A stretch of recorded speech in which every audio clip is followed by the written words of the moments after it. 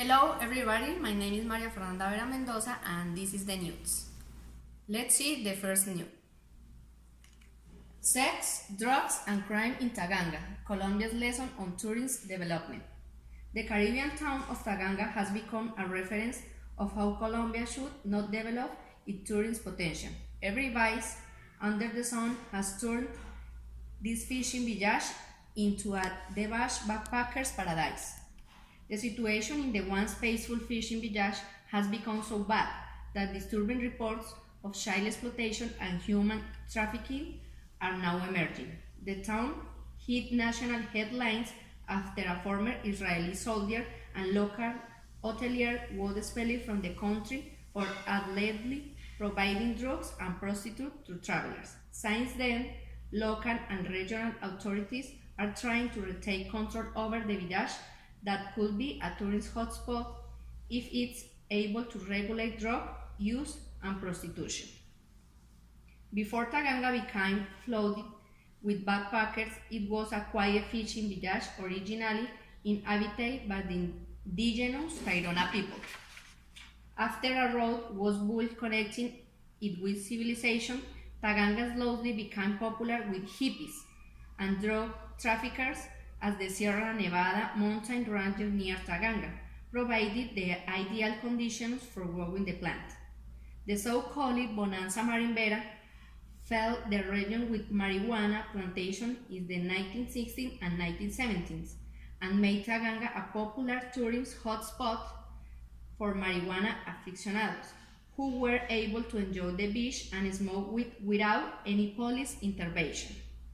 Drug smuggling became rough after American spot smugglers and Colombian associates created the first drug trafficking routes between Colombia and the United States. Initially, the smuggling marijuana and later cocaine. Taganga then started to become gradually more populated and developed, bringing business and travelers to its shores, but the tourism started to take its toll on the place, in part because of the poor infrastructure and chronic neglect by the local and regional governments. Mayor Jenny, who runs the tour company The Colombian Way, told Colombia Reports that unpaved roads, mowed after a thunderstorm, a long power outage, stray dogs, exposed cables were all the problems with his clients faced when visiting Taganga. Matt Cole, a journalist and hotelier, added, "I have been overwhelmed with the shame which has taken place, the amount of hotels, hostels, and guest houses." Let's see the second news. No-go areas in Medellin. Medellin has made massive progress in both public safety and tourism over the past decades. However, as the city slowly becomes a recognizable tourist destination, there are plenty of places a traveler should not wander either for his own safety or to avoid washing time. Some of these places are a stomping ground of prostitutes and drugs addicts. Others are where pickpockets and thieves congregate, or the places embroiled in gang-related violence. There are also places that are bland tourist traps simple not worth the border. Colombia reports determine no-go areas based in warnings by the ombudsman and visits to neighborhoods. Medellin's western periphery. The west of Medellin has been disputed by illegal armed groups through Colombia's armed conflict. Parque Lleras. Parque Lleras in the upscale Poblado neighborhood used to be the primary tourist attraction for foreign visitors and continues to be full of restaurants, hotels, bars, and clubs. These places are overpriced and pretentious. Medellin's Parque de las Luces. The plaza is mainly for drunks, drugs addicts, and the homeless, and the level of street crime here is rife.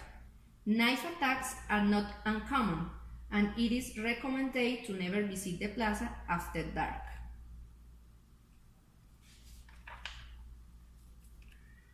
Parque San Antonio. Sadly, the park is now for pickpocketing and armed robbery, particularly when there are less people around or when it gets dark. It's particularly not recommended to walk through the park alone. Prado neighborhood. The neighborhood has been deemed cultural heritage because of its spectacular architecture. However, the neighborhood is also a hotspot for drug dealings and child prostitution. The area around it, known as La Candelaria or El Centro, has the highest homicide rate in Medellin. Barrio Trinidad. When no one in Medellin is looking for buy drugs, Barrio Trinidad is where they go. If you live in the city and know how things work, then you'll probably be fine. But if not, it's a minefield of unsavory experience. Quite apart from possibility of a drug deal going wrong and putting you in danger, there is also prospect a policeman waiting to arrest you. Finally, let's see the third new. Gun Mark 13 Jews killed 11 in Pittsburgh synagogue. A gunman yelling all Jews must die stormed a Pittsburgh synagogue during Saturday service, killing 11 worshippers and wounding 6 other people, including 4 police officers, before he was arrested. Robert Bowers, 46, of Pittsburgh, was taken into custody after a shootout with a SWAT team. Federal prosecutors charged him with 29 criminal counts, including violence and firearms offenses, and violating U.S. civil rights laws. The actions of Brother Bowers represent the worst inhumanity. The police are dedicating an entire resource to this federal hate crime investigation and prosecution.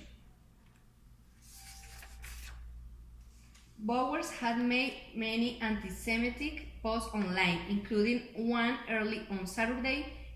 In another, he blamed U.S. President Donald Trump for doing nothing to stop infestation of the United States by Jews. Finally, I thank the people to be here in this presentation. Bye-bye.